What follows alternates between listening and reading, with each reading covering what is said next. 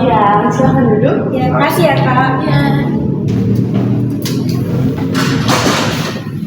Oke, halo Kak, selamat datang ya. Makasih juga udah mau meluangkan waktu di sini gitu.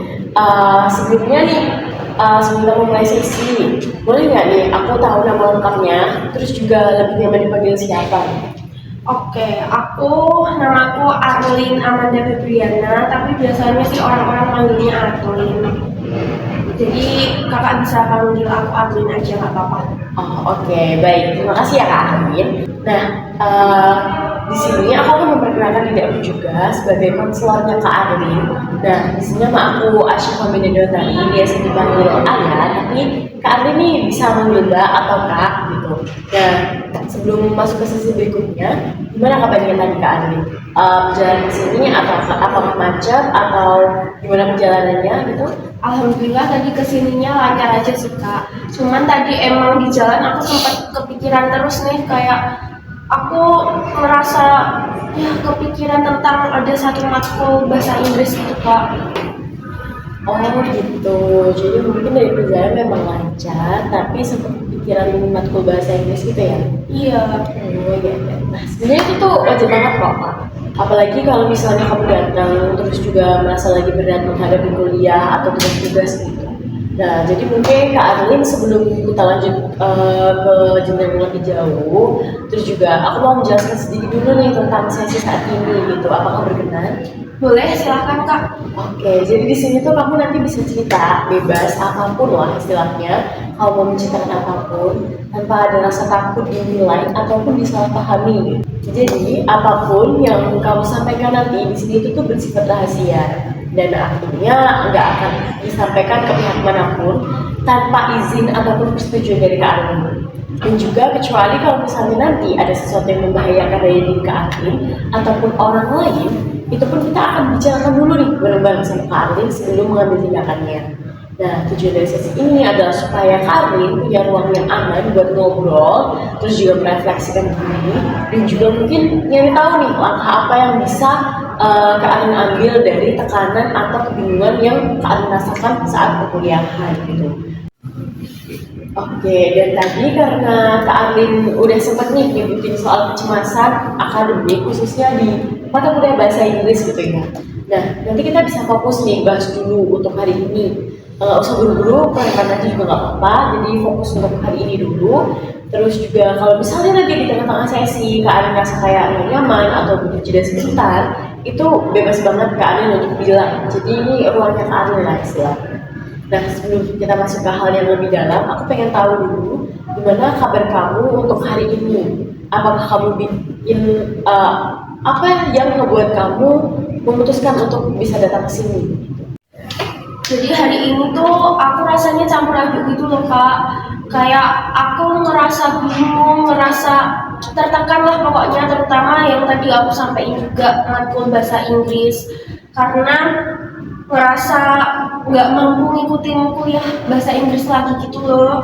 Udah belajar bahasa Inggris kayak udah tak maksimalin gitu, tapi tetap aja mentok. Jadi kayak endingnya aku ngerasa males waktu mau ngikutin matkul bahasa Inggrisnya itu gitu. Oh, oke, jadi kayak gitu ya. Nah, sebenarnya kalau boleh tahu nih Kak Arlin dari yang udah disebutin tadi, kira-kira udah berapa lama sih Kak Arlin merasa tertekan sama mata kuliah ini gitu? Kalau merasa tertekannya banget sih baru waktu dapat matkul bahasa Inggris di semester ini sih Kak. Tapi untuk sebelum-sebelumnya kayak dulu waktu sekolah aku tuh juga udah nggak suka, udah keduluan nggak suka sama bahasa Inggris. Jadi makin beratnya tuh kerasanya di kuliah ini Kak gitu. Oke, jadi yang otomatis mungkin dari sebelumnya emang udah kayak ada rasa suka ya, terus ternyata di matkul di semester ini gitu, di semester ini mungkin kayak rasanya makin berat nih ada matkul ini gitu. Oke, kalau misalnya Kalian sendiri ini udah sempet ngobrolin soal ini sama dosen atau sama temen gitu nggak? Nah belum kak, soalnya aku ngerasa kayak malu aja gitu buat ngobrolin. Aku lihat teman-temanku nih pada enjoy, pada dia kayak nggak keberatan gitu loh soal mata bahasa Inggris, dan aku tuh takutnya nanti dianggap lebay, dianggap beban gitu sama teman-temanku kalau aku curhat tentang aku nggak bisa matkul bahasa Inggris nih. Gitu, itu yang dirasakan sama Kak Arin ya. Nah, sebenarnya tuh aku pengen ngegali lebih lanjut nih. Bisa nggak sih Kak Arin ceritain lebih detail lagi gitu? Bagian mana yang kira-kira paling bikin kamu ngerasa kayak stres banget nih kalau misalnya di kelas bahasa Inggris gitu? Bagian yang paling stres itu pas disuruh presentasi kak. Jadi kalau misalnya presentasi bahasa Inggris kan otomatis kita pakai bahasa Inggris ya. Jadi aku ngerasa kayak deg-degan banget sampai kayak panik, terus ganggu keseharianku, jadi kayak kepikiran, terus pokoknya jadi kayak merasa capek sendiri gitu loh kak, gara-gara kepikiran itu. Oke, nah, jadi mungkin kamu ngerasa juga ya kalau misalnya kayak bikin panik, terus juga kayak ke pressure lah istilahnya ya. Nah, mungkin kamu merasa kurang percaya diri karena belum mengenali atau menguasai bahasa Inggris itu sendiri gitu, dan saat harus tampil di depan, kamu merasa panik, khawatir akan dinilai negatif sama orang lain. Benar gitu Mbak Alin?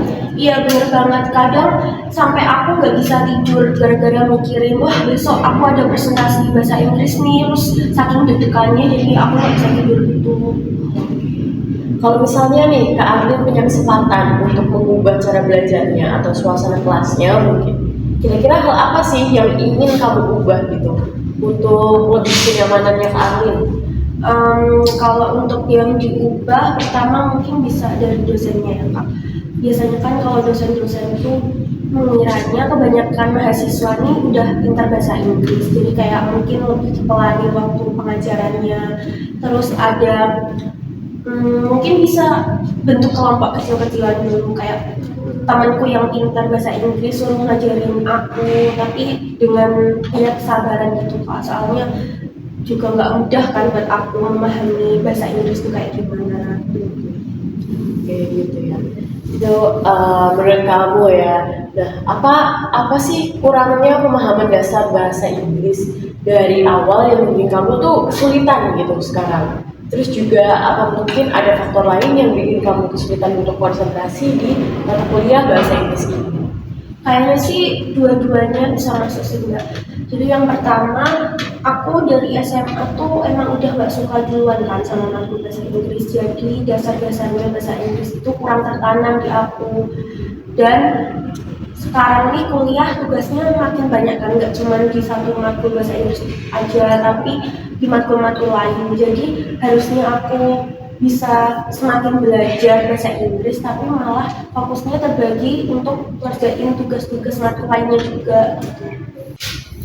Oke, waktu kamu bilang aku merasa makin susah untuk membagi fokusnya itu tadi ya. Sebenarnya apa sih yang kamu rasain waktu itu gitu? Nah itu aku merasa aku nih minder sama teman-temanku, terus kayak takut juga sama reaksi orang tua sama dosen gitu. Nah mindernya kenapa ya, karena tadi aku juga sempat ceritakan ke kakak kalau teman-temanku nih kelihatannya kayak enjoy aja gitu ngelakuin jalanin matkul bahasa Inggris kayak biasa aja gitu. Nah aku tuh jadi takut juga nih sama orang tua, karena kalau misalnya nilai bahasa Inggris jelek itu kan jadi ngecewain mereka kan ya. Sama aku takut juga dosen tuh nilai nilai aku tuh jadi jelek gitu loh kalau aku nggak paham bahasa Inggris. Oke, dari yang kamu ceritakan tadi nih ya Kak Arlin. Nah, di sini tuh aku menangkap kalau misalnya kamu merasa tertekan dan juga kehilangan kepercayaan diri nih, karena kan kesulitan di mata kuliah bahasa Inggris gitu ya, terutama dalam hal berbicara dan juga memahami tugas. Gitu. Nah, kamu khawatir nilai negatif, merasa tertinggal dibandingkan teman-teman dan juga merasa ini semua tuh bikin kamu makin stres, makin capek secara mental gitu ya. Iya, Nah, oke, kamu juga bingung harus mulai dari mana buat memperbaikinya, betul? tuh. Oke, nah, makasih ya Kak Alin, kamu tuh udah bisa cerita dengan jujur gitu apa yang kamu rasain, terus juga apa yang ada dalam diri kamu. aku tahu banget ini pasti nggak gampang buat kamu, apalagi dalam mata kuliah yang apa ya memang sulit gitu, dan juga ini kan untuk penilaian akademik kamu gitu ya, apalagi sampai bikin kamu minder. Tapi kamu hebat banget tahu, karena kamu berani datang dan mulai cerita gitu. Perasaan takut, gagal, minder, stres, itu tuh khas banget Kak Ain. Jadi itu emang nyata gitu. Terus juga apalagi kalau kamu merasa berjuang sendirian, itu aku ngerti banget rasanya, dan aku senang kamu gak menyerah dan masih mencari bantuan gitu, apalagi ke aku gitu. Itu langkah yang berani dan langkah yang tepat untuk Kak Arlin, apa ya, untuk Kak Arlin junjung gitu. Nah, sekarang nih, kalau aku boleh tahu, kira-kira apa sih yang Kak Arlin butuhkan untuk bisa mulai lebih tenang menghadapi mata kuliah bahasa Inggris ini gitu? Terus juga apakah itu bantuan dari dosen atau mungkin dari teman, atau mungkin cara belajar yang lebih cocok nih buat Kak Arlin? Aku tuh kayak ngerasa butuh tempat belajar bahasa Inggris yang lebih aman sih kak, kayak nggak dijudge gitu. Jadi kayak mungkin ya tadi bisa bentuk tutor kelompok kecil-kecilan gitu, diajarin sama temenku yang bisa bahasa Inggris, lalu juga dosennya lebih pelan-pelan ngajarinnya gitu kak. Oke, itu kan untuk mendorong motivasi ya sebenarnya Kak Arlin. Nah, mungkin Kak Arlin juga bisa untuk memulai hal kecil tadi itu menjadi nyata gitu. Nah, kalau untuk minggu ini nih, satu hal kecil yang bisa kamu lakukan untuk bantu diri kamu sendiri merasa lebih siap menghadapi kelas bahasa Inggris deh. Itu tuh apa yang bisa Kak Arlin lakukan, langkah kecilnya? Aku nih kepikiran buat coba nulis vocab baru setiap hari, sama mungkin belajar ngomong lah sama temen, kayak biar terbiasa aja sama kata-kata bahasa Inggris, biar nggak terlalu asing gitu. Gitu ya. Kalau untuk jangka lebih panjangnya lagi itu gimana Kak?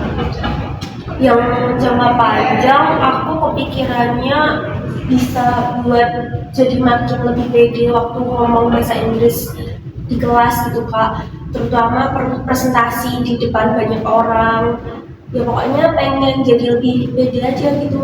Oke, itu langkah kecil yang bisa Kak Arlin, apa ya, Kak Arlin mulai gitu ya.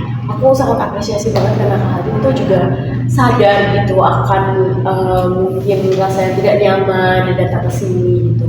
Terus juga aku mau apresiasi banget usaha Kak Arlin untuk jujur, terbuka hari ini, karena memang Kak Arlin sudah mengambil langkah yang penting buat Kak Arlin sendiri gitu. Terus juga ingat Kak Arlin tuh nggak sendiri di sini. Kak Arlin punya aku, punya teman-teman yang lain juga. Sebenarnya nggak apa-apa banget buat Kak Arlin mengungkapin apa yang Kak Arlin rasakan gitu, terutama untuk teman dekat. Dan juga Kak Arlin ini nggak harus sempurna tau, buat layak merasa percaya diri. Kak Arlin tuh cukup jadi diri Kak Arlin sendiri aja. Terus juga sebelum menutup sesi ini itu sebenarnya kita bisa melanjutkan sesi berikutnya untuk bantuan membangun rasa percaya dirinya Kak Arlin, karena kan yang aku tangkap nih memang Kak Arlin membutuhkan rasa percaya diri supaya lebih membangun motivasi untuk belajar lagi seperti itu kan. Nah, nanti kita akan melanjutkan sesi minggu depan untuk membangun rasa percaya diri dan juga menemukan cara belajar yang lebih cocok nih buat Kak Arlin. Nah, untuk sesi kali ini kita akhiri gitu. Terima kasih banyak Kak Arlin. Jangan lupa semangat terus ya untuk menjalani hari-harinya, dan juga pelan-pelan aja tapi yang pasti. Oke? Oke, makasih ya kak, aku jadi lebih terbantu, sedikit lebih tenang daripada yang kemarin-kemarin. Makasih ya kak Ayah. Oke, sama-sama.